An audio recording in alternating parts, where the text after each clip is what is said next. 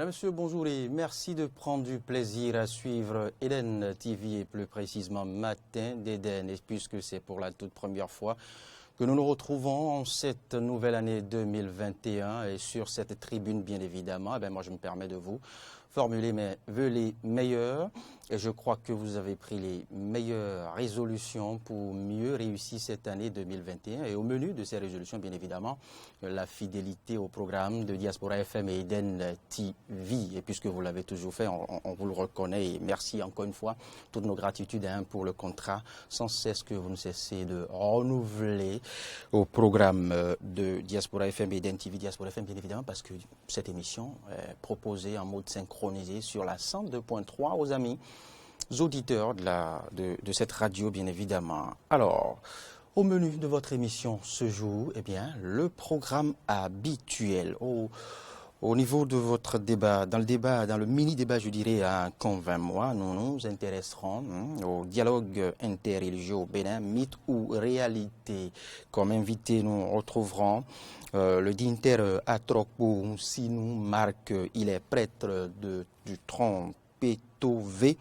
Et si tout va bien, nous aurons face à lui le père Luc Boléa. Dans le cas contraire, Roland Toninkes croisera verbes, arguments et exemples avec le dignitaire Atrokbo Sinou Marc autour du dialogue interreligieux. Nous tenterons de comprendre si c'est effectif au Bénin, ce dialogue interreligieux. Nous remonterons en février 2017 pour décortiquer quelque peu les actes de la rencontre internationale sur le dialogue interreligieux organisée par notre compatriote Samuel Dossou Aoré sur le vivre ensemble entre adhérents de différentes communautés religieuses au Bénin et en Suisse, rencontrer l'autre dans sa différence. Défis, risques et chances. C'était là le menu justement de ces assises du 4 au 10 février 2017 ici à la Fondation Espace Afrique Sievra. On y revient dans Convainc-moi. Mais avant, on aura déjà feuilleté, on vous aura proposé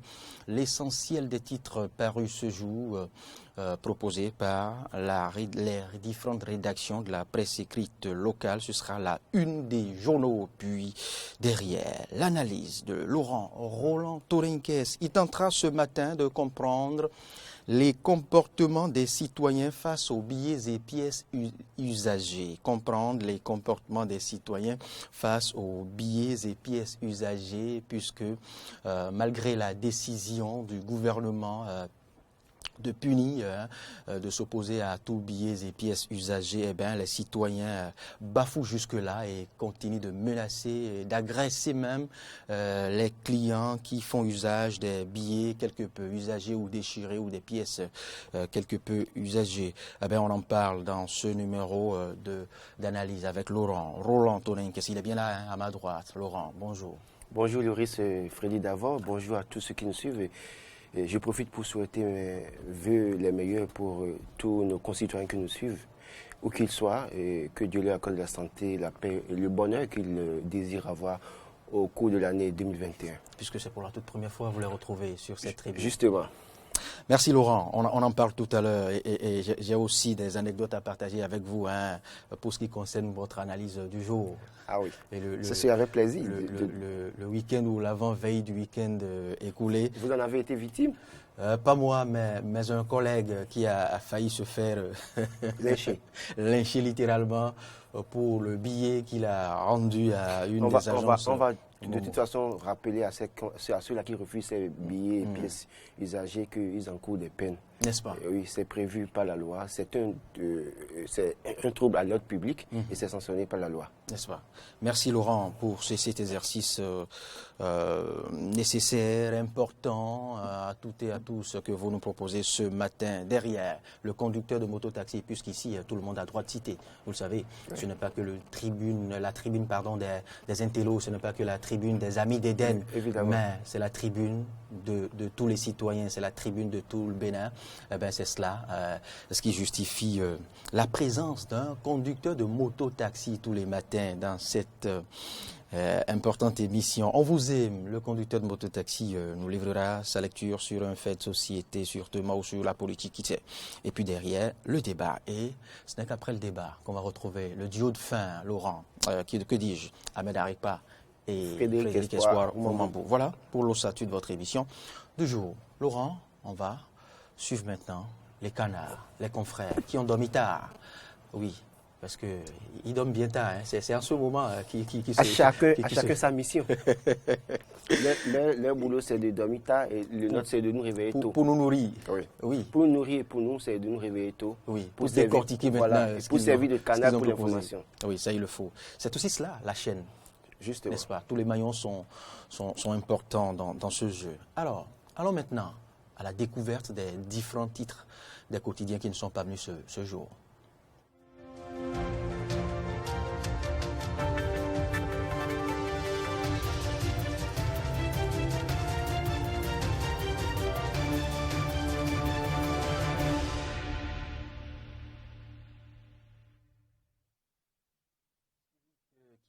Ce matin, Laurent Roland Torinquez, voici le tout premier titre proposé ce jour par ce quotidien La Nation. Le Bénin est devenu un pays nouveau. Le Bénin est devenu un pays nouveau et vous convenez avec moi, hein, c'est un extrait du speech ou du discours du chef de l'État au cours de cette deuxième partie de sa tournée nationale. Patrice Talon. Face aux populations, le Bénin est devenu un pays nouveau. Voilà, dit ce que nous propose ce matin la manchette de La Nation. Et nous allons poursuivre avec tout autre quotidien maintenant. L'opposition dans tous ses états. Patrice Talon rassure. Position de la Cour constitutionnelle sur le parrainage, l'opposition dans tous ses états, Patrice Talon rassure. On reste toujours avec Dynamisme Info. Énième annulation de concours pour fait de fraude. Le gouvernement devra beaucoup plus agir pour la prévention. Énième annulation de concours pour les faits de fraude. Le gouvernement béninois devra beaucoup plus agir pour la prévention. Mais comment prévenir si ce n'est sensibiliser chacun à son niveau, si ce n'est justement que chacun se doit de prendre ses responsabilités. Alors, on va passer à tout autre quotidien. Autre quotidien, nous sommes au lendemain de la célébration de la fête des religions endogènes et des quotidiens en ont fait cas, vous le constaterez tout à l'heure avec nous. Matin libre, que propose ce quotidien Matin libre ce jour? Fin de mandat et affiche bilan, fin de mandat et difficile bilan, justement, comment Patrice Talon tente de se dédouaner. Fin de mandat et difficile bilan du chef de l'État, peut-être un, c'est ce que propose Matin libre. Comment Patrice Talon tente de se dédouaner. Paul Rompé réinstaure la discipline dans sa famille politique, FCBE. Paul Rompé réinstaure la discipline dans sa famille politique. Et puis le président de l'ANCB plaide pour l'augmentation du fonds FADEC. Le président de l'ANCB plaide pour l'augmentation du fonds FADEC. On va quitter le Matin libre pour interroger, pour parcourir la parution, la une, je dirais, de l'événement du jour. L'événement du jour, nous mène à Sinandé. À Sinandé, Patrice Talon vante le modèle qui révèle le Bénin. Ah oui, tournée présidentielle, Patrice Talon vante le modèle qui révèle le Bénin. Et c'est illustré par l'image du chef de l'État, hein, pour les amis qui nous suivent sur la 102.3, qui n'ont pas droit à l'image ce matin. Je vous donne cette précision. Les maires et députés invités à retirer leur formulaire de parrainage dès demain. Les maires et députés invités à retirer leur formulaire de parrainage dès demain. L'opération se poursuit jusqu'au 31 janvier 2021, précise l'événement du jour. Voilà qui se prononce et qui se précise davantage pour ce qui est du déroulement du calendrier électoral. Parcourons maintenant les titres d'un autre quotidien, toujours de concert avec Igor Moutandi et Martin Toinsé de l'autre côté. Le Béninois libéré, le quotidien du confrère Aboubakar Takou. Bilan de la 4e journée de la 2e phase de la tournée nationale du chef de l'État Patrice Talon. Renaissance. Talon, un farouche opposant à la malgouvernance. Renaissance, Patrice Talon, un farouche opposant à la malgouvernance. Les autres temps forts de cette première étape sont allés justement dans les colonnes de ce quotidien, le Béninois libéré. Et puis le quotidien revient encore sur cette autre actualité que je partageais avec vous tout à l'heure, à la une dans notre journal. Rompin restaure l'autorité du parti FCBE. Suspension de 3 cadres FCBE pour intervention dans les médias en violation des tests du parti. Ah oui, Laurent, ça devient très sérieux et la discipline maintenant au sein du parti FCBE a droit de citer. Nous poursuivons, bien évidemment, avec le potentiel. Tournée présidentielle, étape de Sinandé. La mécanisation agricole, l'autre chantier de Patrice Talon. La mécanisation agricole, l'autre chantier de Talon. On y reste. Sanction contre 3 responsables du parti Cori, le désordre conjuré, la FCBE retrouve la discipline. Et je reste toujours à la une du potentiel, le vaudou classé mère des civilisations. Gazozo au sujet de la religion endogène, eh bien le dignitaire Gazozo pense que le vaudou doit être classé comme au pinacle de la mère des civilisations. Et oui, il a dit, on évolue. Le grand quotidien, Patrice Talon salue le génie agro-pastoral de Gogounou. Patrice Athanas Guillaume Talon, au cours de la 2e phase de sa tournée nationale, eh bien, salue le génie agro-pastoral de Gogounou. Le ministre Wadaï, tout en haut de page, le ministre Wadaï recadre les institutions financières et bancaires. Les ministres Wadaï recadrent les institutions financières et bancaires. On quitte ce quotidien. Avec quel autre quotidien? La Dépêche, oui, avec ses fameuses caricatures, nous accueille ce lundi 11 janvier 2021 avec, bien évidemment, comme titre à la manchette, bien évidemment, entre déni de justice et incompétence négative. Vous convenez avec moi de à quelle institution s'adresse la Dépêche entre déni de justice et incompétence négative.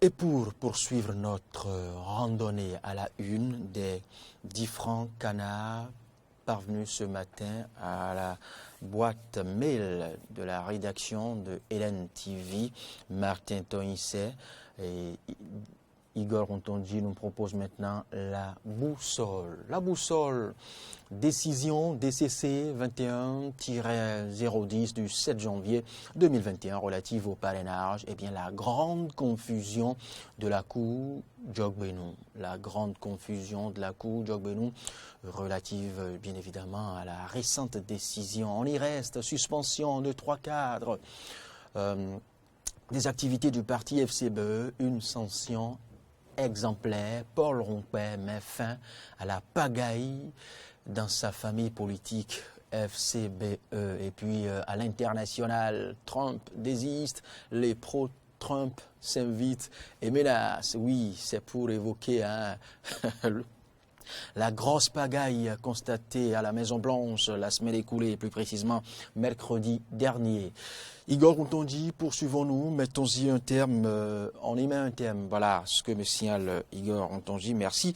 Voilà pour les différents titres proposés ce matin par les confrères de la presse écrite locale. Des titres très intéressants qu'on aurait pu quand même décortiquer, mais Laurent ne s'y intéresse pas ce jour parce qu'il y a, oui, plus important, il y a que les insultes, agressions et menaces fusent dans nos marchés, et dans nos boutiques et dans les agences de transfert d'argent, oui, et pour cause, les citoyens continuent de faire usage des billets usagés, des pièces usagées, ce qui n'est pas du goût, justement, des opérateurs économiques et une partie de la population béninoise qui bafoue et rejette littéralement cette décision du gouvernement et plus précisément du ministère des Finances et de l'économie et des Finances.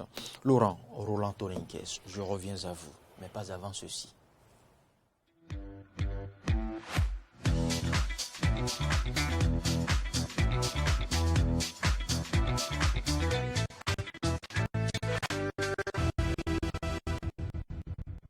Nous sommes au cœur de l'analyse avec vous, Roland Torinques. Je l'ai dit ce matin, vous allez tenter de nous faire comprendre les comportements des citoyens face aux billets et pièces usagées. Et à l'entame, vous avez préféré nous plonger, nous rafraîchir la mémoire à travers le contexte qui a prévalu ou qui prévaut encore. Mais quel est ce contexte? Merci Loris, Freddy d'abord, et merci à tous ceux qui nous suivent. Alors, d'abord pour présenter la situation, il faut rappeler à ceux qui nous suivent que c'est d'abord ces commerçants ou bien ces opérateurs économiques, comme vous l'avez bien dit, dans les supermarchés et même dans certaines institutions financières qui rejettent littéralement des billets de banque qui sont peut-être déchirés ou bien un peu brûlés ou bien qui sont froissés ou même des pièces qui sont devenues totalement lisses. Alors qu'en réalité, une pièce, même si elle est lisse, ou bien le billet, même si ce billet est déchiré, ne perd pas sa valeur fiduciaire. Et donc, fondamentalement, tous ceux qui rejettent ces billets ou ces pièces on ne comprend pas ce qui les pousse à faire, à avoir de tels comportements, alors qu'en réalité, la pièce ou le billet continue d'avoir sa valeur. Et même ceux-là qui rejettent ces pièces ou ces billets, quand ils arrivent à retrouver ces pièces ou ces billets par terre, ils les ramassent, bien évidemment. Voilà le paradoxe. Le paradoxe, c'est qu'ils les ramassent, bien évidemment, et ils sont prêts à les utiliser, mais ils sont les premiers à vous rejeter quand vous les présentez. Et donc, cette situation, on le voit dans les marchés, dans les supermarchés, dans les pharmacies, dans les banques, dans les services financiers décentralisés. Autant, partout où vous avez la possibilité d'utiliser des pièces ou des billets, c'est que vous êtes souvent confronté à de ces personnes de mauvaise foi, je suis tenté de dire, qui refusent littéralement de vous prendre ces billets ou ces pièces, alors que si les mêmes personnes retrouvaient ces billets par terre dans la rue, ils étaient les premiers à les ramasser. Oui, mais qu'est-ce qui justifie ce comportement, selon vous, Laurent? Pourquoi le phénomène perdu? Ce comportement peut être peut-être attribué à la situation que nous vivons souvent chez nous. C'est-à-dire qu'on pense que c'est le billet neuf qui a de la valeur. Et vous n'êtes pas sans savoir que chez sous nos cieux, quand il y a des activités, les gens sont prêts à montrer les billets de banque craquants. Et donc, c'est eux qui distribuent les billets craquants. Et donc, cette situation fait que pour certains, c'est que les billets qui sont peut-être un peu vieux ne sont plus des billets, n'ont plus de valeur. Mais on va aller plus loin. C'est qu'aujourd'hui, dans certains marchés, et beaucoup de femmes me l'ont confirmé, les pièces de 5 francs, de 10 francs ne sont plus acceptées par certaines femmes de nos marchés, notamment à Dantokpa. Quand vous allez vous présenter avec des pièces de 5 francs, de 10 francs, il y a de ces femmes qui vous disent qu'elles ne veulent pas que vous les payiez avec ces pièces de 5 francs, de 10 francs. Et le phénomène existait du côté de la Centrafrique et de certains pays de l'Afrique centrale où les gens refusent littéralement les pièces de 5 francs, de 10 francs, de 25 francs. Mais sous nos cieux, malheureusement, depuis quelques temps, ça a commencé. Et dans certains marchés, vous allez avec les pièces de 5 francs et de 10 francs, vous les payez. Les gens vous disent non et qu'ils ne veulent pas prendre ces pièces. Donc c'est une situation qui met à mal la quiétude des citoyens. Parce qu'il y a des gens qui... Vous imaginez un individu qui a juste 250 francs dans sa chambre et c'est les 250 francs. Cette pièce peut-être est lisse, mais elle a besoin de ces 250 francs là pour aller acheter peut-être quelque chose à préparer à ses enfants. Et quand elle se présente devant la bonne dame qui vend dans le quartier, cette bonne dame qui refuse de prendre cette pièce, et du coup, cette femme qui est venue acheter peut-être, je dirais, un demi-kilo de gari avec quelques piments et aller faire du piron pour ses enfants, malheureusement se retrouve dans une situation où elle ne peut plus acheter et donc toute une famille est en difficulté. Mais c'est ce qui est arrivé à un confrère la fois passée. C'était le dernier billet de 10 000 qu'il avait.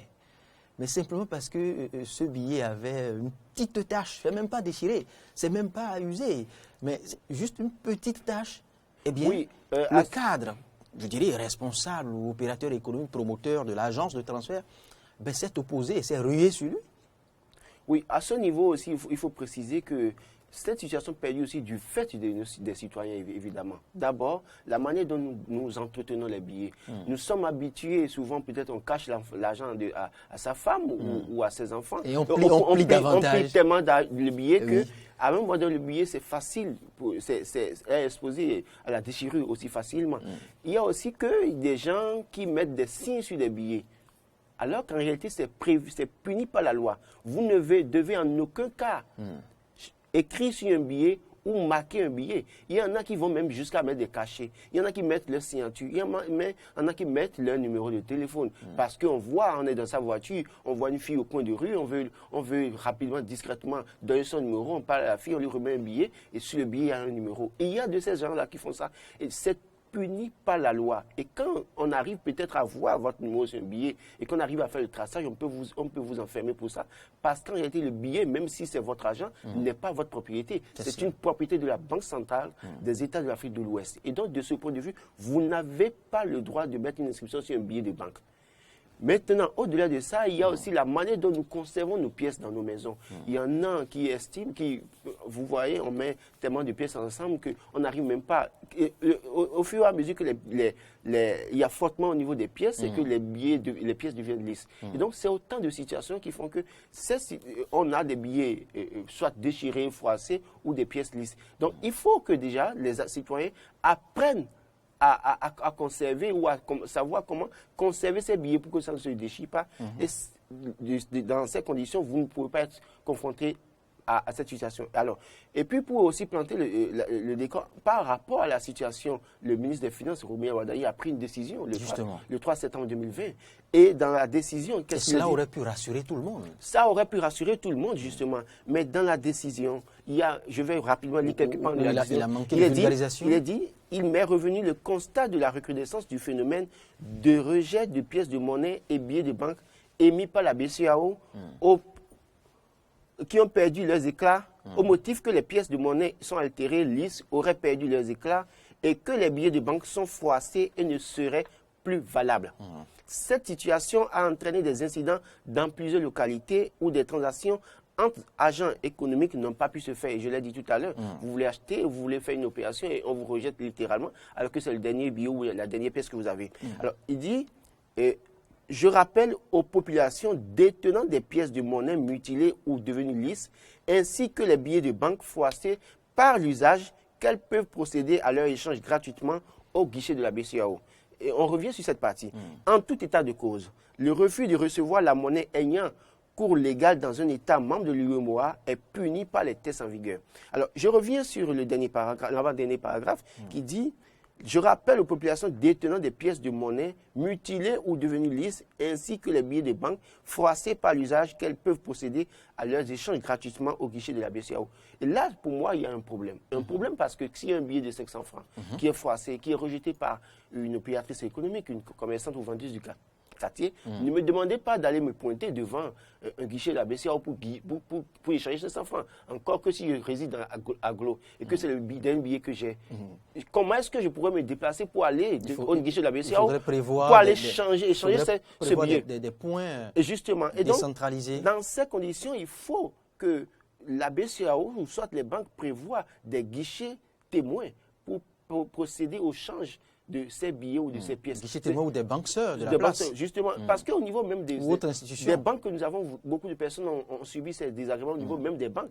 Donc il faut qu'au niveau des banques aussi, qu'on sensibilise suffisamment les banques et que les citoyens aient la possibilité d'assigner en justice les banques qui rejettent ces billets. Parce que si l'État ne prend pas ses responsabilités, les citoyens continueront de subir toujours ces désagréments et qui les mettent en difficulté. C'est vrai, parce que renvoyer d'un marché, s'il faille aller à la BCEAO, pour échanger cause. La vieille du village qui n'a que 250 francs, la seule pièce de 250 francs. Il ne va quand même pas faire le voyage.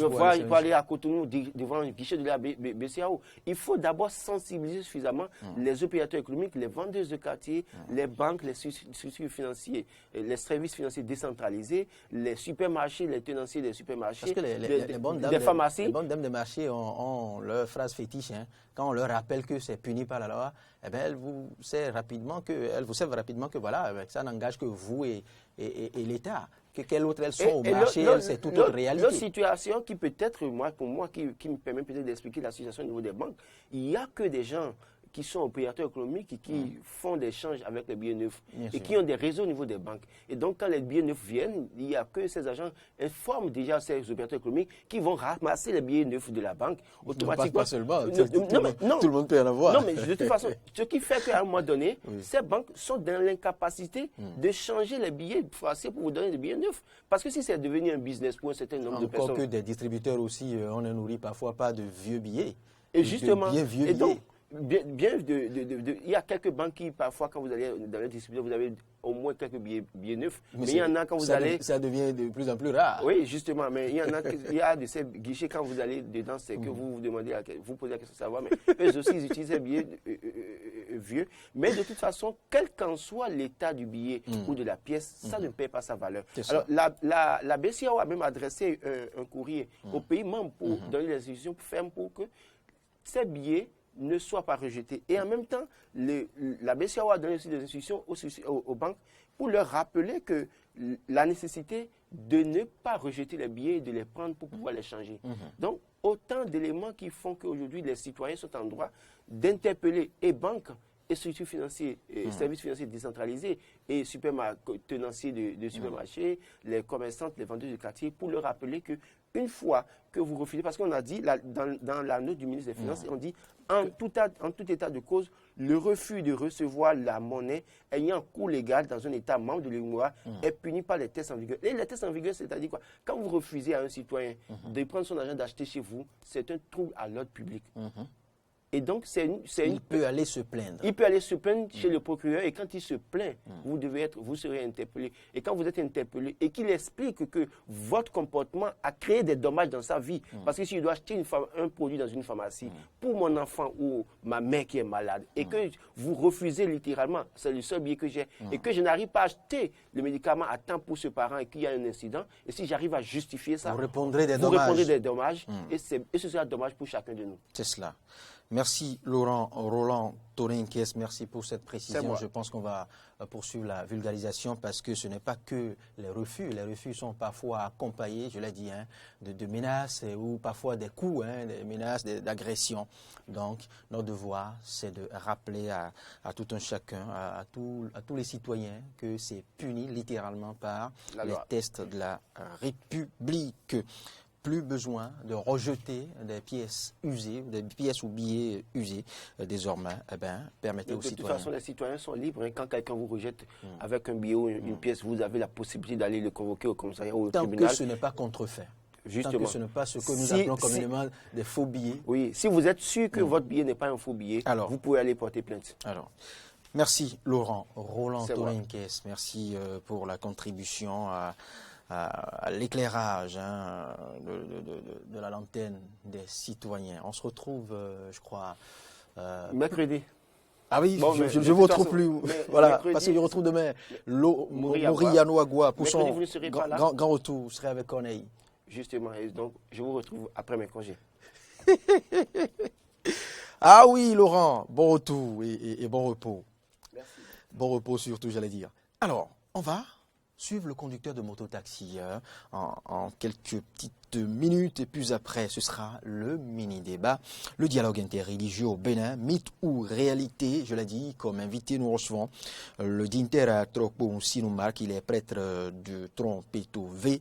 Il aura face à lui Don Luc Boréa, prêtre missionnaire traditionnaliste. Les deux décortiqueront bien évidemment le dialogue interreligieux au Bénin. Nous tenterons de comprendre si c'est une réalité, si c'est une effectivité ou un mythe. On vous aime.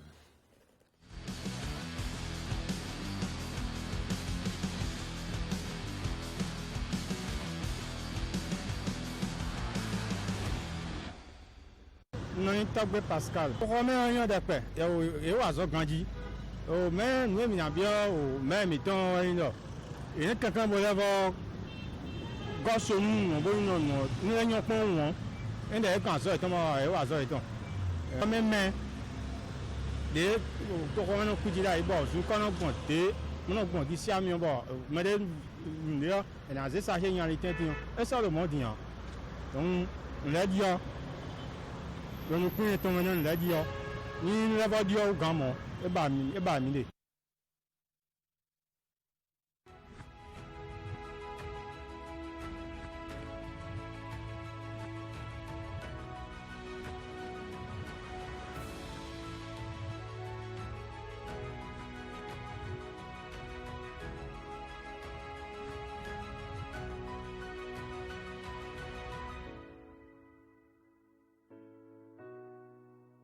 Bonjour et bienvenue sur ce numéro du Mot de l'Actu. Quel mot découvrons-nous aujourd'hui? Réforme. Quand je dis réforme, qu'est-ce que vous comprenez? On vous a posé la question. Bon, ça me fait penser au changement de mentalité, changement de comportement. Mais bon, dans toute réforme, il y a toujours des grincements dedans. Donc, ce qui fait qu'il faut regarder dans le rétroviseur pour voir si on est en train d'évoluer ou on est en train de régresser. Réforme, c'est de nouvelles pratiques. C'est de nouveaux comportements à adopter pour le développement durable du pays. Le dictionnaire Larousse définit la réforme comme étant le changement de caractère profond, radical, apporté à une institution, à quelque chose en particulier, et visant à améliorer son fonctionnement.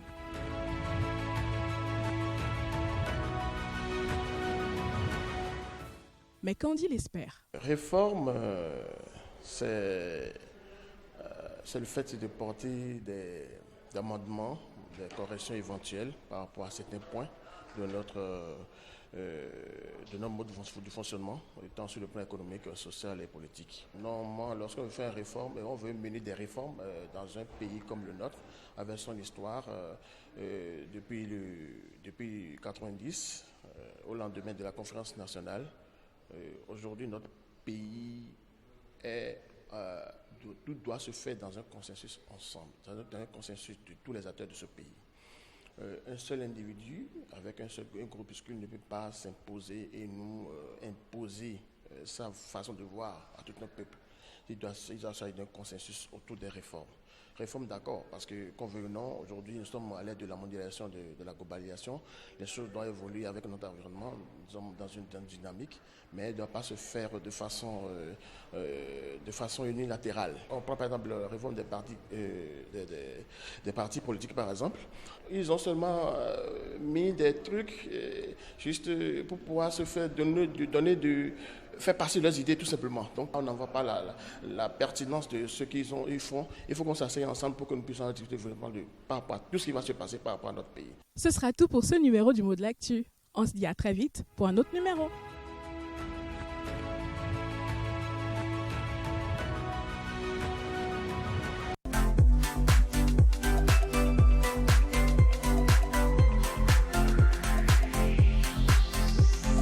L'intérieur avec de l'électroménager de qualité à des coûts compétitifs, c'est profiter de la grande promotion offerte par Newland Electro. Différents packages d'appareils électroménagers à des prix complètement bas. Newland Electro, c'est une panoplie d'appareils utilitaires, congélateurs, réfrigérateurs, postes télé, micro-ondes, lave-linge et bien d'autres. Allez, profitez vite de cette grande promotion. Newland Electro est à Védoko Carrefour La Vie en face de la station JNP. À Godomé Échangeur à côté de la SBEE. Téléphone 97 55 51 66. Newland Electro, le meilleur de l'électroménager au Bénin.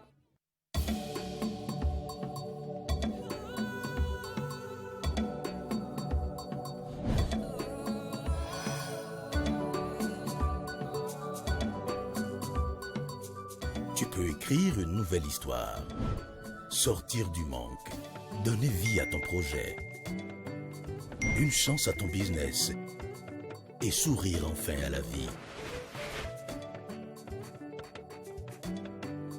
Des femmes qui se prennent en charge, des jeunes qui s'en sortent.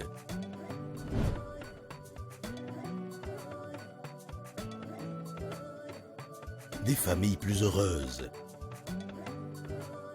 Avec le microcrédit à l'AFIA, tout devient possible. Toi aussi, tu peux réussir. Microcrédit à l'AFIA, le crédit qui vient à vous.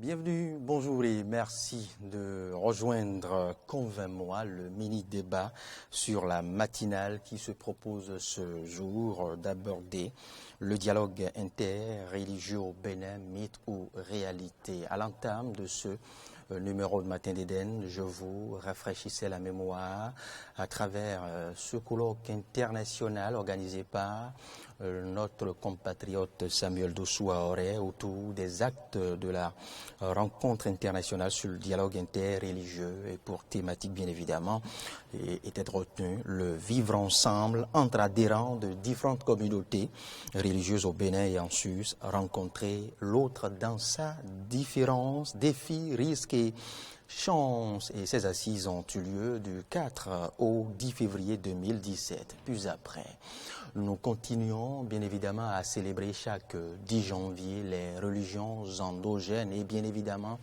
tout au long de chaque année différentes fêtes cardinales. Le Bénin, vous le savez, est un pays laïque où cohabitent différentes sensibilités religieuses, religions importées, religions endogènes et autres. Si au Bénin, la cohabitation est plus ou moins acceptable, tel n'est pas le cas au-delà des frontières du Bénin. Je ne vous apprends rien quand je vous cite les frappes djihadistes sur le continent et dans le reste du monde. Mais maintenant, que retenir du dialogue interreligieux? Que devrait être le dialogue interreligieux? Que devrons-nous y comprendre? Et quels en sont les éléments déterminants, justement? On en parle ce matin avec le dignitaire prêtre de Trompetto VI, vénérable Atroko Sinoumak. Bonjour et merci d'avoir accepté notre invitation. Bonjour, monsieur le journaliste.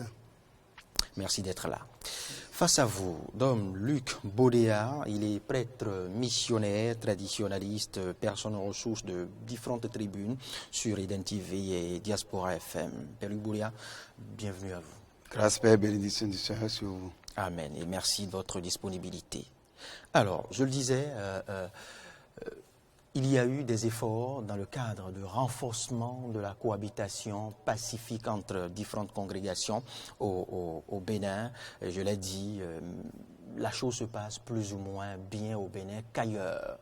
Pas pour fustiger certains comportements. Je l'ai cité, les attentats djihadistes d'une certaine aile islamiste, il faut le dire, parce que l'islamisme en lui-même n'est pas violent. Les ténors nous en ont démontré sur cette tribune. Mais que devrait être au fait le dialogue interreligieux, Père Luc Baudéa? Selon vous, comment définissez-vous le concept du dialogue interreligieux? Merci, monsieur le journaliste.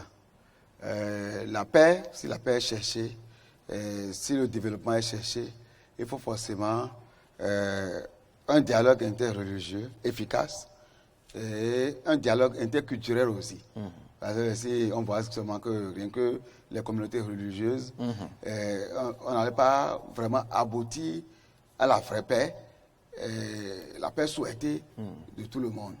Donc, normalement, de par les religions qui partagent les mêmes dogmes, les mêmes doctrines de foi, de ces religions parlent de l'œcuménisme.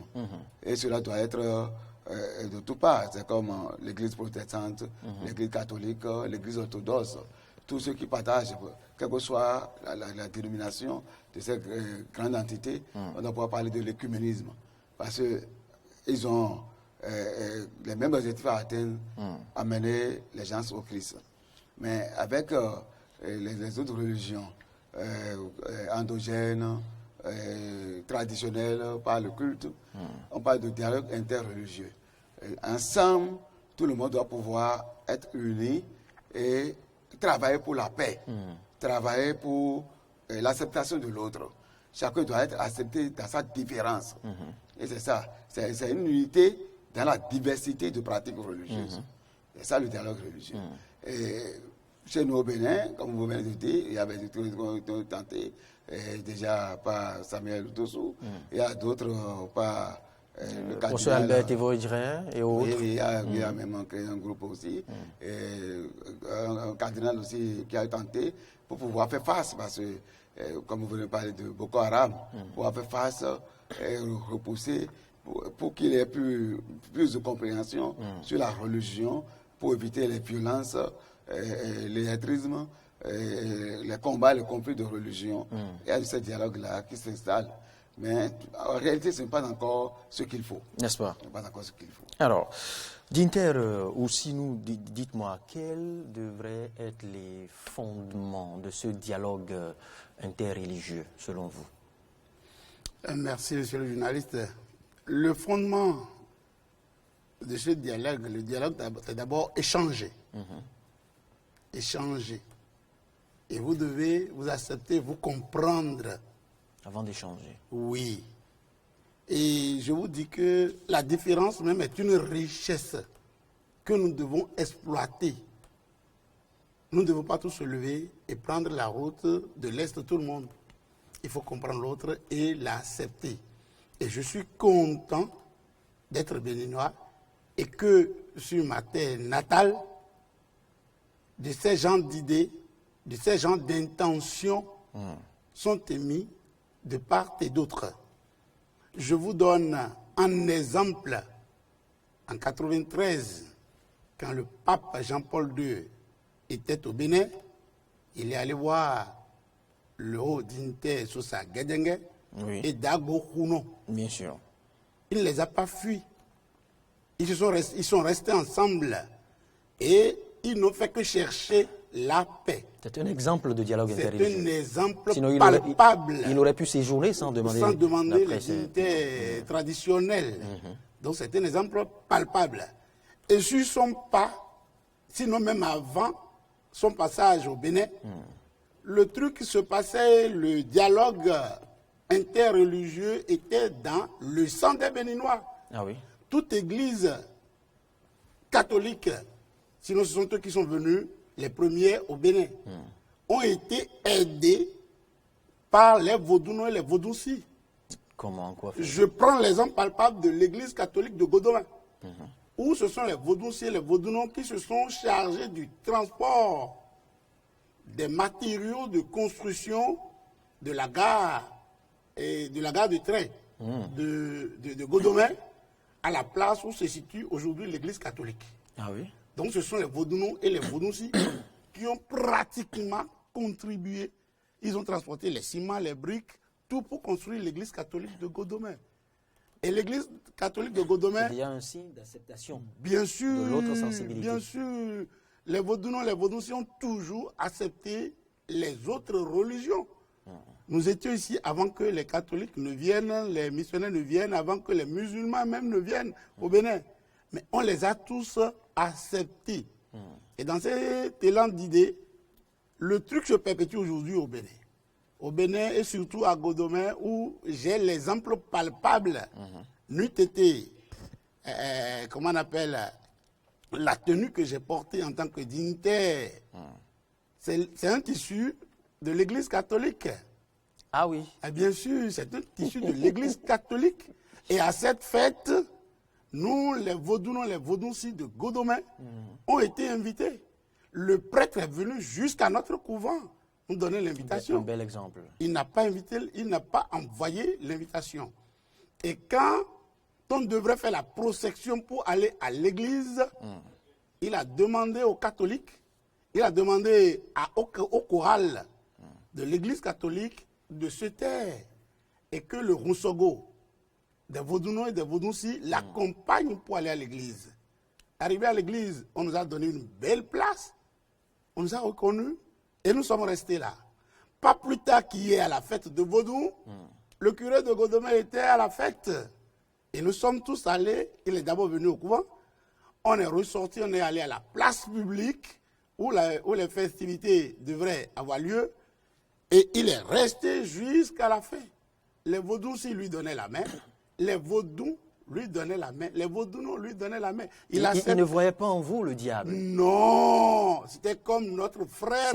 Et c'est merveilleux. C'était comme notre frère. Ce que vous nous Au commencement, ce prêtre, c'est sûrement fils d'une maison de Vaudou. Oui, je ne le connais pas. Je ne le connais pas. Mais tout prêtre, tout béninois a d'abord un Vaudou dans sa maison. Je ne peux pas dire... Vaudou des us et coutumes. Oui. Oui, bien respecté et malgré dans chaque ça, famille. Nous laissons nos enfants aller à l'église, Bien sûr. comment on appelle, devenir prêtre, devenir religieuse, même devenir musulman. Vous comprenez? Donc au Bénin, le truc est si bien avancé que moi je suis content de parler de dialogue interreligieux, surtout au Bénin. Voilà. Merci d'Inter ou sinon, Luc Boléa, ce dialogue, selon vous, au-delà du bel exposé du dignitaire, ce dialogue, selon vous, existe-t-il véritablement? Se manifeste-t-il sur le terrain? Et à tous les niveaux et à tous égards? Oui, à tous les niveaux, non. Parce que là, nous sommes dans un pays où ce n'est pas ceux qui refusent le dialogue. Ceux qui refusent le dialogue, c'est surtout à des petits intérêts ou à des malcompréhensions de vivre ensemble. Parce que, comme je dis, l'illettrisme, ça montre que moi, c'est ma communauté qui sera la communauté, la meilleure communauté. Donc, il faut tout faire pour qu'on passe seulement et uniquement de moi. Comme ça, on est obligé de créer des ennuis, de barrer la route aux autres, de disperser les autres. Alors que l'égoïsme et l'intérêt. Oui, l'intérêt personnel. Sont des freins. C'est des freins au dialogue interreligieux. Ou s'il y a le dialogue, c'est quelquefois un peu de semblant. Un peu de semblant. Parce qu'il ne sert à rien de discriminer la religion de l'autre. Vous dites, restons ensemble, mais vous êtes ensemble et vous discriminez la religion de l'autre. Moi, j'ai vécu un de ces cas-là où on était en échange de dialogue. Et le critère premier, c'est la sensation de soi, accepter l'autre dans sa tradition, dans sa culture, dans sa diversité. Et du coup, souvent les sciences, ils ont décidé à ce qu'on fasse une célébration eucharistique. Et après la célébration eucharistique, l'autre prêtre qui était là, pour pouvoir faire l'onction, parce qu'un dignitaire s'est présenté pour pouvoir prendre l'onction d'huile simplement, et il dit, tu n'es pas de notre religion. Il dit, mais alors, ça ne devait pas être le cas. Ça ne devait pas être le cas. Et chacun, la personne décide de partager cette foi à cet instant-là, on doit pouvoir le laisser vivre cette foi. C'est comme ça. S'il y a le dialogue, par exemple, il y a fait de Vodou et tout, en temps normal, toutes les communautés doivent pouvoir se soutenir. Ce n'est pas parce que je vais et je participe et je reste avec l'autre que je suis forcément de cœur, je suis forcément dans sa religion. C'est cela. Dans sa pratique. C'est cela. C'est une pratique. C'est bien, ce que vous dites là justifie et confirme ce que vient de dire le dignitaire. C'est pas parce que le prêtre accepte l'existence des dignitaires vaudous ou vaudounos que à partir de ce moment, il est devenu un faux prêtre ou un prêtre vaudounon. C'est ça, ou c'est d'autres qui vont... Mais ils reconnaissent juste l'existence des autres. Qui ne reconnaissent même pas, qui ne savent même pas ce que c'est que l'universalité de Dieu, que nous tous nous adorons. Et du coup, on dit, je le vois avec telle tradition, avec ceci, donc forcément, ils partissent. C'est cela. Ouais, donc il faut vraiment... enlever ces illusions-là. Oui, mais c'est vrai qu'il y a même des congrégations qui ont... parce que ce dont on parle, ce n'est pas seulement au niveau des fêtières. Il y a des congrégations qui ont puni même des fidèles chrétiens, des fidèles de leur, je dirais, ensemble religieux, simplement après avoir constaté sa cohabitation avec telle ou telle sensibilité. Simplement, écoutez, moi j'ai été interpellé plus d'une fois parce que j'ai reçu tel ou tel vaudouno sur telle tribune. Ben, on m'a interpellé pour me demander si je suis vrai, je continue d'être chrétien. Oui, donc c'est aussi cela la chose. Oui, c'est une malcompréhension totale. Le comportement aussi rejaillit sur les fidèles, sur le bas peuple que nous sommes, bien évidemment.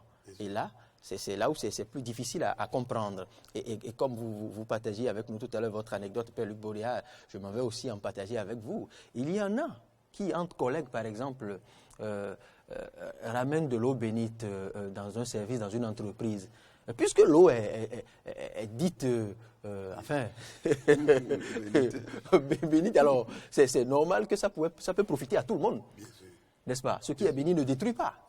Mais alors là, quand vous refusez peut-être d'asperger ou d'en donner aux autres sous prétexte qu'il est vaudouci ou il est islamiste, ben là, le dialogue interreligieux connaît encore à ce niveau un frein. Et moi, j'en ai subi. Et aujourd'hui, c'est la conscience même et la mentalité que nous devons changer. Nous devons changer la mentalité de nos personnes, de tout le monde, de tout pratiquant. Parce que l'autre est dans sa religion, dans sa culte. Ailleurs, on constate que les gens se soutiennent. C'est sa pratique, c'est sa foi. Et si tu vas changer la foi de quelqu'un, tu n'es pas là pour changer la foi de la personne. Mais si tu veux changer la foi de la personne, ce n'est pas ta pratique de vie, pas ta pratique de foi que la personne va dire, que tu chez lui, tu l'impactes chez lui, vraiment, je constate qu'il a l'acceptation de l'autre. Il a l'acceptation de l'autre, il a peut-être le Christ en lui, il a ceci, et cette personne va te suivre. Mais tu vas dire, parce que la personne est ceci, et puis on essaie d'étiqueter vraiment rapidement les gens. Et le fait d'étiqueter les gens dans ces rassemblements, donc vraiment, il y a la méfiance totale. Il y a la méfiance totale. Même si on parle de dialogue, les gens sont très réservés, mais même c'est partout, et dans toutes les religions, même dans la religion, je parle, j'ai déjà dit, les conflits, les petits conflits qui créent des divisions, les doctrines de foi, et la théologie qui créent des divisions, toutes ces divisions-là sont là, même si on dit qu'il y a écuménisme ou qu'il y a dialogue, chacun garde dans son cœur ses spécificités, et puis ça fait que accepter l'autre devient plus difficile. Accepter l'autre devient plus difficile. Et c'est peut-être, en parlant de chaque fois, il faut le dialogue interreligieux, interculturel, et tout. C'est un moment où on voit qu'il y a un danger. On se dit, on commence à se réunir. Mais est-ce que ce devrait être le cas? Est-ce que c'est face au danger que nous devrons nourrir, renforcer cette cohabitation d'inter aussi? Non, ça devait être perpétuel et acte de chaque jour. Parce que la paix, on ne sait pas où la trouver. Nous cherchons la paix, et pour avoir la paix, il faut utiliser tous les moyens. C'est d'abord l'ignorance qui nous amène à faire ces pratiques, à avoir ces pratiques. Sinon, tout le monde sait que, d'ailleurs, comment on appelle, le haut dignitaire Sosagedengue l'a dit au pape Jean-Paul II, que ces fidèles du jour sont à lui ces fidèles la nuit. Donc nous utilisons pratiquement les mêmes fidèles. La même communauté. Bien sûr. Mais à différents moments. Oui. Vous évoquez là le syncrétisme religieux. Oui, et aujourd'hui, on ne devrait pas connaître de différence parce qu'à l'église, il y a plein de vaudous dans l'église qui aujourd'hui ont quitté peut-être le vaudou. Bien sûr, le choix est lié. Et de la même manière, il y a beaucoup de chrétiens qui aujourd'hui quittent l'église et qui s'adonnent aujourd'hui au vaudou. Il faut laisser libre cours. À chacun. À chacun, oui, bien sûr. Il faut laisser libre cours et accepter tout le monde. Nous ne pouvons pas être la même chose. Et non se combattre entre sensibilités. Non, ça c'est dans l'ignorance que nous faisons ça. Et vous l'avez dit. Et c'est l'hypocrisie qui est à la base de tout ça. Ce que nous savons, nous ne voulons pas le dire. L'Église a ses forces. De la même manière, les religions endogènes ont aussi leurs forces. Et c'est ensemble que nous pouvons atteindre le but. Parce que si nous voulons aller à quelque part, moi, j'ai le véhicule, je n'ai pas l'essence, et que l'autre a l'essence, qu'il apporte l'essence, et que nous allons là où nous devrons aller. Et si quelqu'un est malade et que j'ai une part de remède, j'ai une partie de remède qui pourra la soulager et que je n'ai pas l'autre côté, il faut laisser l'autre coup, il faut laisser l'autre en face, qu'il vienne aussi m'apporter un coup de main pour qu'on arrive à bon port, qu'on arrive au résultat. Donc, le dialogue interreligieux comment on appelle, existe au Bénin, se pratique au Bénin. Seulement, comme vous l'avez dit, ce n'est pas encore ancré en tout le monde. Ce n'est pas encore ancré en tout le monde. Et nous souhaiterons que ça soit ancré. Oui, nous souhaiterions que ça soit ancré en tout le monde. Et que les hommes, par exemple, de Godomé, où j'ai cité, j'ai encore vécu pas plus tard qu'hier. Mais c'est un bel exemple. Vos journalistes étaient là. C'est sûr que vous avez les images. C'est un bel exemple. Vraiment, c'est édifiant. C'est vraiment édifiant. Et c'est ce qui devrait être recommandé. Bien sûr. Oui. Que chacun aille soutenir l'autre lors de ces manifestations. Bien sûr. Bien sûr. Pour qu'il y ait la paix. Qu'on ne se dise pas, je ne suis pas de cette congrégation. Non. Parce qu'il y en a même qui ont envie de soutenir l'autre, mais simplement fuyant le regard. Et ce qu'on en dira peut-être, eh bien, se réserve, au fait, et résiste à participer, à contribuer à l'édification de la sensibilité de la congrégation de l'autre. Voyez-vous? Donc il y a aussi ce détail. Merci infiniment, prêtre d'Inter Atroko Onsino Mac. Je rappelle que vous êtes prêtre de Trompeto V. Vous avez partagé avec nous un bel exemple de dialogue interreligieux, un bel exemple je dirais, de cohabitation entre différentes sensibilités. Et c'est ce que vous évoquez aussi, Dom Luc Boria. Vous avez évoqué quelques frictions entre sensibilités. Vous avez mis l'accent sur la sincérité. Mais maintenant, comment renforcer cette cohabitation entre différentes sensibilités religieuses, selon vous? Ce que moi je dis déjà, c'est l'État, parce que nous sommes dans un État laïque, c'est l'État qui doit créer l'ouverture à cela. Parce que si un gouvernement en place dit qu'il faut la cohabitation, le vivre ensemble pour pouvoir prospérer, même pour des décisions, parce qu'il y a beaucoup de choses qui se font ensemble. Si le vivre ensemble, il demande il faut créer le vivre ensemble, et l'État y participe. Vous avez constaté que systématiquement, tous les couvents et chapelles religieuses vont systématiquement se mêler dans la danse. Donc, chaque communauté... Oui, mais l'État a toujours promu ce vivre ensemble. Mais et même les tests fondamentaux de la République l'ont stipulé. Bien sûr, les tests sont stimulés, mais le concret, c'est pas l'applicabilité du test, c'est ça qui fait le problème. Mais cependant, déjà, il y a eu la fête de la religion endogène. Le gouvernement décide. Dans des pays, par exemple, au Brésil, je prends l'exemple du Brésil, où tu n'as même pas le droit de discriminer une religion. Même simplement, si tu parles même dans ta chapelle et tu discrimines une religion, dans les 24 heures à suivre, tu es au tribunal, on t'interpelle simplement.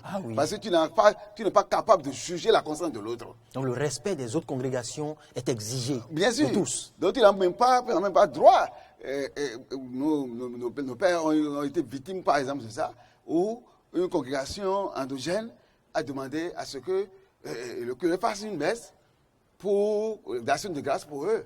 Et il lui dit, je ne vais pas faire. Il a accepté au début, parce qu'il connaît la Constitution, disant, mais je vais faire, mais du coup, après, il se donne des préoccupations pour ne pas pouvoir... Pour s'opposer, simplement parce que c'est l'autre sensibilité. L'autre sensibilité. Mais là, il est condamné à faire tous les mois la messe à cette communauté pendant au moins 5 ans. Wow. Oui, donc il y a des dispositions étatiques très sérieuses où tu ne peux pas discriminer l'autre dans sa religion. Parce que tu n'es pas capable de juger la foi de l'autre. C'est cela. Oui, donc il faut venir, au niveau de l'État, il faut venir à ça, et dans la communauté. Parce que même si on parle de la religion endogène aujourd'hui, il y a toujours des divisions. Nous sommes 30 ici, on ne peut pas collaborer avec tel, nous sommes de telle entité, on ne peut pas cohabiter avec l'autre. Non, c'est des petits jeux, des petits intérêts qui font que cette division-là existe. Que ce soit dans l'église même, que ce soit orthodoxe, que ce soit protestant, nous sommes tels protestants, on ne peut pas cohabiter avec l'autre. Donc, il faut aller au-delà, transcender ces doctrines pour pouvoir créer le vivre ensemble effectivement. C'est cela. Oui. C'est cela. Je pense que c'est assez important et c'est ce que j'évoquais tantôt, ce qu'a compris notre compatriote Samuel Dossou à Auray en 2017 quand il convoquait ici à la Fondation Espace Sievra au mois de février 2017. je dirais, toute l'éminence grise internationale, nationale et internationale. Il y avait eu des Suisses, des Américains, des Français, un peu de tout, pour réfléchir toujours autour de cette problématique du dialogue, du vivre ensemble et de la cohabitation entre les différentes sensibilités religieuses. Je vais me permettre de partager avec vous rapidement, avant qu'on aille à la conclusion, quelques exhortations de ces assises, au terme d'une rencontre internationale aussi riche en représentation des confessions et des sensibilités religieuses, et bien en exposé scientifique de connaissances et de conceptions préférentielles de la cohabitation religieuse, et au cours de laquelle les débats se sont vus plus expressifs en qualité qu'intenses. Il est de plus en plus jamais souhaité que les souhaits légitimes des uns et des autres prennent corps dans une exhortation pleine d'espérance pour le vivre ensemble ou de toutes les confessions religieuses au Bénin. C'est à ce prix et seulement à ce prix que nos hôtes de la conférence des évêques suisses retourneront, je rappelle bien évidemment que c'était en 2017, retourneront chez eux de l'expérience béninoise du dialogue. À ce titre, eh bien, la présente assise de 2017 ici à la Fondation Espace Afrique proposait à tous les participants et à cette rencontre internationale que soit envisagé, voilà les points essentiels, que soit envisagé un cadre de concertation et de assez représentative et permanente des religions pour la poursuite du dialogue, que s'observe une généralisation du dialogue interreligieux incluant les populations à la base dans leurs sensibilités religieuses respectives, c'est un peu ce que nous venons d'évoquer maintenant, et que naissent des projets concrets qui réunissent plusieurs religions du Bénin, de la sous-région et autres, que s'accentue aussi, dernier point, que s'accentue dans toutes les confessions religieuses, l'éducation de la tolérance religieuse, l'éducation à la tolérance religieuse. Voilà quelques recommandations, Père Luc Bodéa, d'Inter Anthropocène, de ces assises de 2017, organisées ici à la Fondation Espace Afrique, sous l'égide de notre compatriote Samuel Dossou Aoré. Voilà, qui rejoint les recommandations qui rejoignent bien évidemment notre réflexion de ce matin. Père Luc Bodéa, d'Inter Osinou Makatropo, pour finir notre échange de ce matin, quelles sont les perspectives pour renforcer le dialogue interreligieux au Bénin? Et moi, j'aurais voulu dire que ça part des dignitaires, que ta part des responsables, je veux dire, des responsables, que ce soit des églises ou des confessions religieuses endogènes. Donc que nos responsables, nos devanciers soient enseignés, formés à accepter les autres pour que le message de dialogue, d'acceptation de l'autre puisse être véhiculé. Parce que derrière chaque responsable, plusieurs fidèles lui sont fidèles. Et ils écoutent et mettent en pratique ce que le responsable dit. Je prends par exemple le cas des Boko Haram, par exemple. Quand le devancier donne l'ordre, tout le groupe suit et agit. De la même manière, chez nous, que ce soit dans les religions, que ce soit dans ce qu'on appelle endogènes, c'est la même chose. Que nous, responsables, soyons enseignés et formés à ce sujet. C'est cela. Que tous les clergés participent efficacement au renforcement du dialogue interreligieux. Donc, Luc Bodéa, pour finir. Il faut aujourd'hui, comme vous pouvez conclure d'ailleurs, il faut une éducation à la l'éducation à la tolérance dans les communautés. Donc c'est chaque communauté qui doit pouvoir former déjà ses membres à accepter la différence de culte, la différence de pratique de l'autre. Ce qu'on dit même, c'est un peu intense, hein, même dans les maisons. Les gens il y a certains qui sont chrétiens extrémistes, je ne peux pas tolérer l'autre, ou je viens louer dans une maison, ou l'autre est dans une pratique endogène, c'est fini. On déménage rien que pour ça. Pour ça, donc on doit pouvoir être éduqué à accepter l'autre dans sa différence. C'est même à la base des divorces, oui. Parfois. Oui. Donc, accepter l'autre dans sa différence et ensemble, luttons, travaillons pour la paix et pour un dialogue sérieux. Un dialogue sérieux. Parce que, tel que le message se passe, même je dis, mais si tu cherches à convertir, quelqu'un qui me dit, tu es à convertir, ce n'est pas ta bouche que tu vas convertir. Si l'autre est dans sa pratique, et c'est toi, tu es sûr que tu es sur le bon chemin, ce n'est pas comme ton comportement, ta manière d'être, qui va que l'autre va dire, mais celui-là, il a quelque chose de différent par rapport à ce que j'ai. À m'apprendre. Je gagnerai à le rejoindre. À le rejoindre. Merci. Donc, Luc Boria, je rappelle que vous êtes prêtre, missionnaire, traditionnaliste.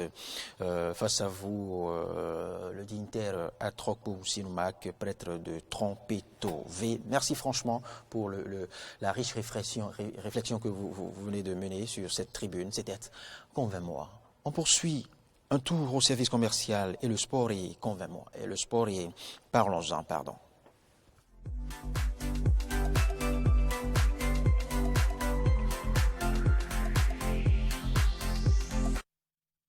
Bonjour, je suis Dada Alafia. Oh, je sais, vous voulez en savoir un peu plus sur le microcrédit Alafia. Alors, intéressé? Suivez-moi. Étape 1, l'identification. Pour votre identification, deux possibilités. Soit les SFD viennent vers vous, soit c'est vous qui allez vers eux. Vous aurez juste besoin d'une pièce permettant de vous identifier. Votre carte d'identité, votre carte LEPI ou votre carte RAVIP. Vous aurez aussi besoin d'un compte MTN ou Move Money enregistré en votre nom. Pour obtenir votre crédit, vous devez vous organiser en groupe de caution solidaire de 3 ou 5 personnes. Pour la constitution des groupes de caution solidaire, n'ayez crainte. Au besoin, les SFD vous aideront. Étape 2, paiement des frais de dossier et formation. Après validation de votre dossier, vous payez auprès des SFD les frais de dossier de 400 francs et la prime d'assurance qui varie entre 360 francs et 600 francs CFA. Vous recevez ensuite une formation sur la bonne gestion de votre crédit. Notons que les microcrédits à l'AFIA s'inscrivent dans la fourchette de 30 000 francs à 50 000 francs CFA. Étape 3, réception du crédit. Votre crédit est directement versé sur votre compte Mobile Money et vous recevez la notification par SMS. Ah, on y est! Rendez-vous vite dans le point MTN Money ou Move Money le plus proche pour le retirer. Mais ce n'est pas tout. La toute dernière phase est déterminante. Étape 4, le remboursement. Remboursez votre crédit si vous donnez la possibilité d'en bénéficier à nouveau. En plus, le remboursement se fait sans frais à payer, sans même vous déplacer en tapant juste étoile 810 dièse.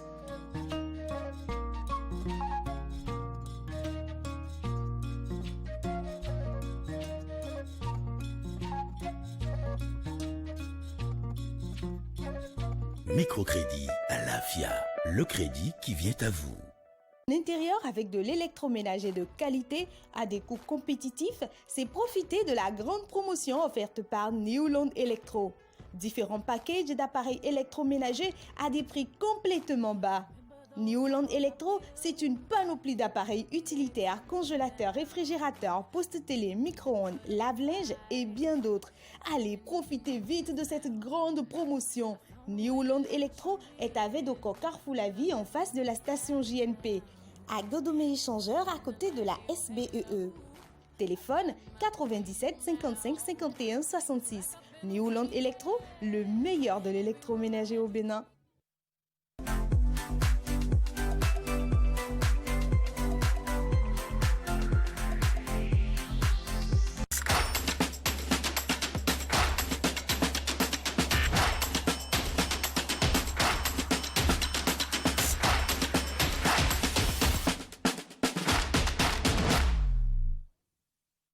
On en parle comme tous les matins sur Matin d'Éden avec Ahmed Arikpa. Bonjour. Bonjour à vous, Loris Freddy d'abord. Bonjour à nos amis auditeurs et téléspectateurs. Bonjour à Frédéric Espoir Romabo que je prends du plaisir à retrouver ce matin sur ce plateau. Ahmed Arikpa, élégamment habillé ce matin, c'est cette féerie dans son code vestimentaire annonce les bonnes couleurs pour 2021. Amen. On en parle. Disons qu'on a de qui tenir. Oui, on en parle, chers amis. On va parler astrologie. On va parler célébration. Il y a une très belle célébration pour le compte de cette journée. Je vous en parle dans un court instant. Et derrière, on va avoir une photo, si tout va bien. Enfin, une image. En fin d'émission, parce qu'il y a de l'humour. Belle célébration, vous avez dit. Hein. Oui, très belle célébration. Enfin, à mon sens. Démarrons par l'horoscope. Donc, le climat astral de chaque signe du zodiaque.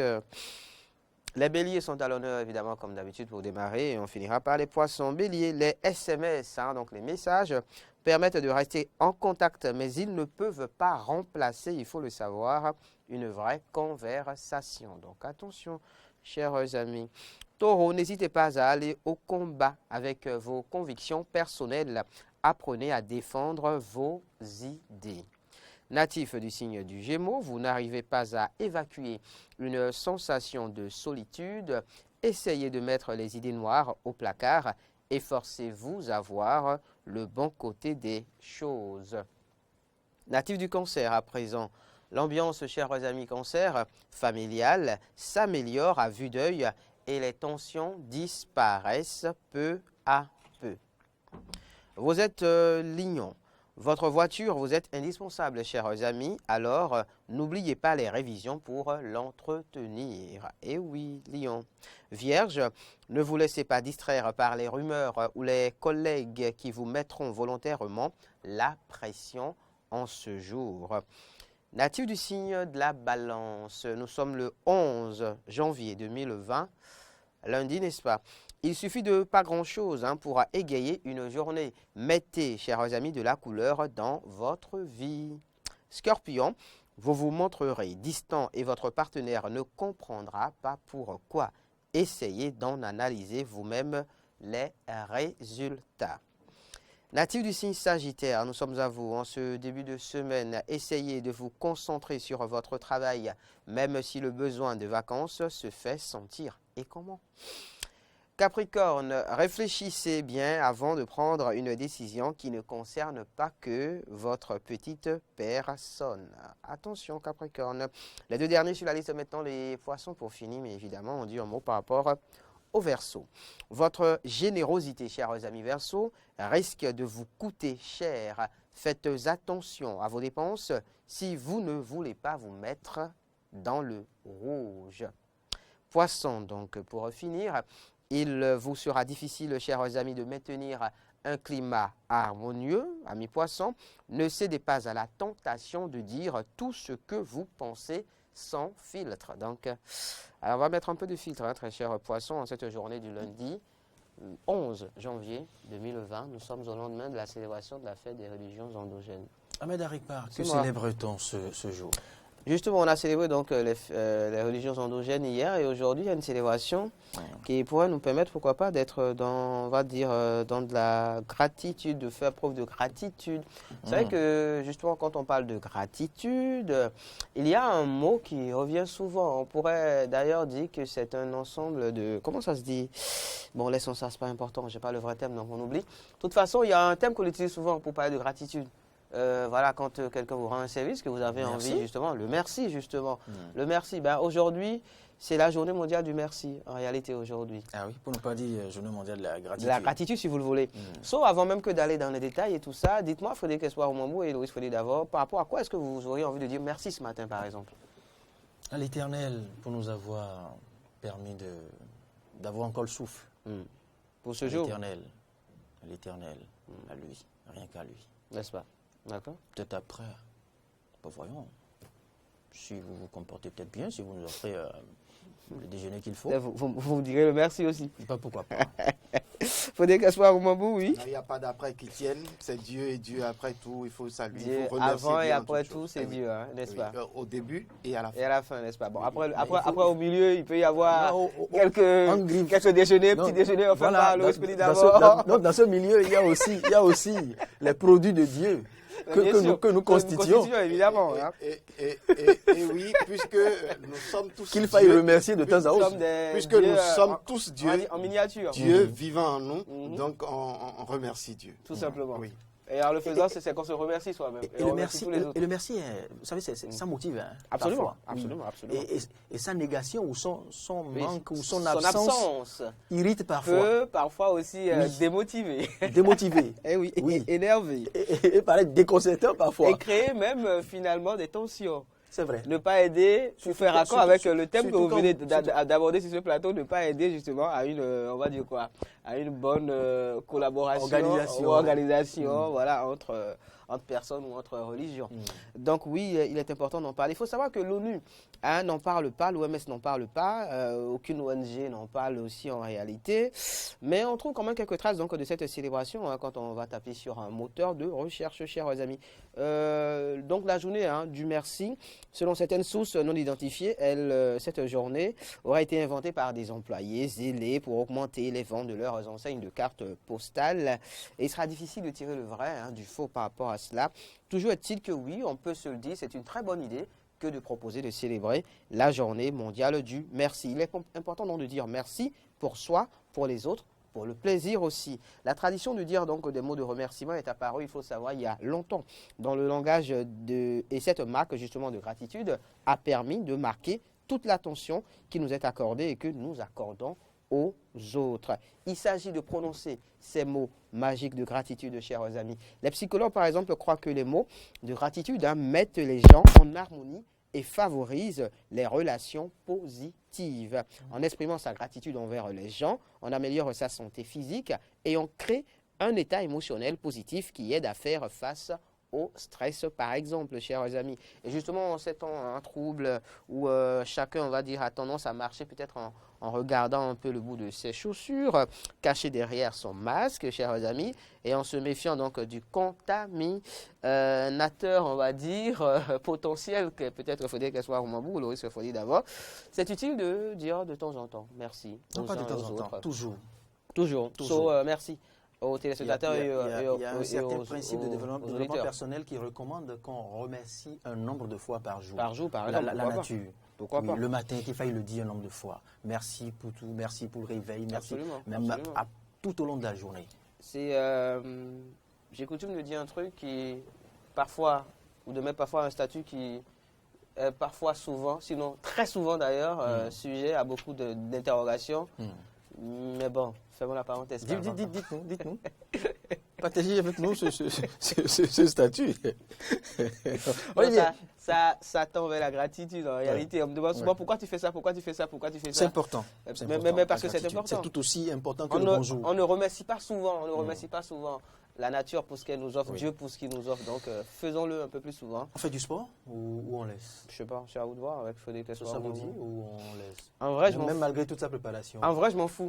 On sacrifie le sport. En vrai, je m'en fous. D'accord. Mais bon, le sport.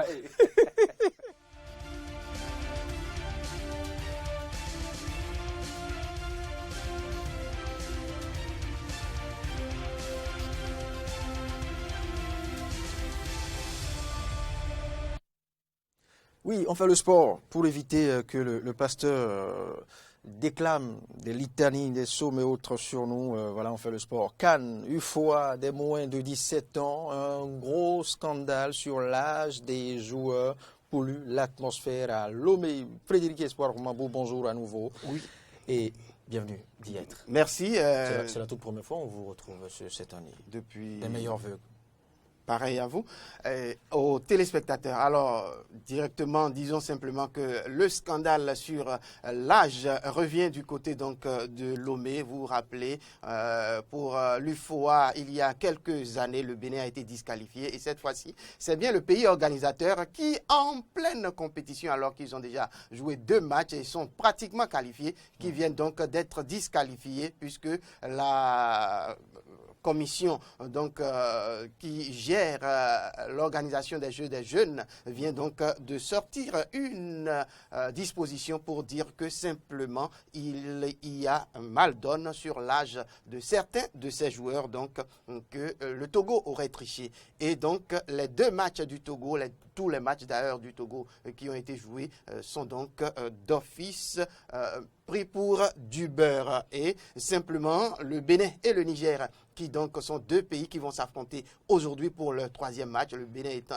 ayant perdu ces 2 matchs, donc les 2 pays donc pourraient s'adjuger, si tout se passe bien, l'une des places pour pouvoir aller donc en finale face au Burkina Faso, qui est pays déjà qualifié. Frédéric Espoir Romambou, entre-temps quelque peu sombre, on poursuit ce numéro de Matin d'Éden. On retrouve maintenant l'éclat du studio. Ligue des champions africaine, on connaît depuis ce week-end les différents groupes pour les phases de poule. Oui. Al-Ahli, tenant du titre, se trouve dans un groupe plus qu'abordable avec notamment les Congolais de l'AS Vita Club. Les surprenants sénégalais de Tonguet FC ont été éliminés. Le Raja de Casablanca donc également éliminé. Il faut dire que dans le groupe A, on a Al-Ahli de l'Égypte, AS Vita Club du Congo, Simba de Tanzanie et puis El Meriek du Soudan. Dans le groupe B, le TP Banzembe, donc de la RD Congo, Mamelodi Sundowns de l'Afrique du Sud, Al Hilal du Soudan et puis le CR Belouizdad de l'Algérie. Dans le groupe C, on aura Wydad de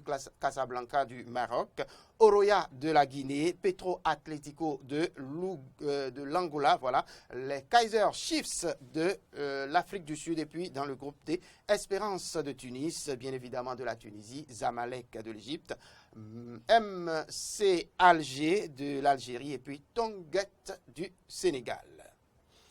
Pour finir, Frédéric Espoir Romambou handball, le mondial du championnat masculin se déroule en Égypte, mais cette fois-ci sans spectateurs. Pour une fois encore, le championnat du monde de 2021 masculin de handball, le premier avec 32 équipes. Il faut dire que c'est prévu du 13 au 31 janvier en Égypte. Elle se disputera finalement sans public en raison donc de la pandémie de coronavirus annoncée, comme il faut le dire, le comité local d'organisation l'a dit. C'était donc ce dimanche. Après avoir envisagé autoriser la présence d'un nombre minime de spectateurs, les autorités égyptiennes et les dirigeants du handball mondial ont convenu que cette édition de 2021 se jouera à huis clos. Une compétition à laquelle prennent part notamment la France, l'Algérie, l'Angola, le Cap-Vert, le Maroc, la RD Congo et la Tunisie. Et Ahmed Aripa conclut ce numéro de la matinale de Matin d'Éden. Oui, avec l'image qu'on va voir maintenant, la réalisation qui va nous la proposer. Nous sommes au lendemain évidemment des célébrations de fin d'année. Et cette image qui vient bien à propos, je dis leur affaire de don de sang. Et puis on donne pain avec sucrerie, là on fait ça où? Mois de janvier, là je comprends plus. C'est vrai que justement ce mois il est parfois long. Depuis on est que le 11, vous imaginez, on est que le 11 depuis. Donc oui, ça devient long. Et donc on cherche évidemment tous les moyens possibles pour pouvoir faire face à cette longueur. D'accord, très longue. Merci Ahmed. Donc pourquoi pas donner son sang et avoir un peu de petit sandwich et du coca. Merci. C'est moi. Et c'est bien vous qui faites la conclusion. Ouais. Matin Toïsé, Ahmed conclut l'émission. Merci à toutes et à tous de nous avoir suivis, chers amis. C'est donc le premier retour de Matin d'Éden aux écrans d'Éden Télévision et évidemment donc sur Diaspora FR pour cette année 2021. On vous la souhaite belle et on va dire agréable. À demain pour un nouveau numéro de Matin d'Éden. Ciao. Merci.